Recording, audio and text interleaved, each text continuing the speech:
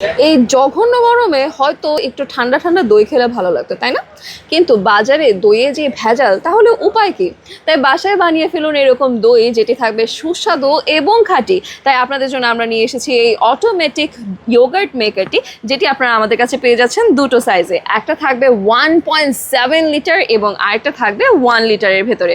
চলুন এবার একটু আপনাদেরকে ডিটেলসে দেখিয়ে দিচ্ছি। এই থাকবে হচ্ছে প্রথম লিডটি, যেটি থাকবে ফুড গ্রেড প্লাস্টিকের ভেতর।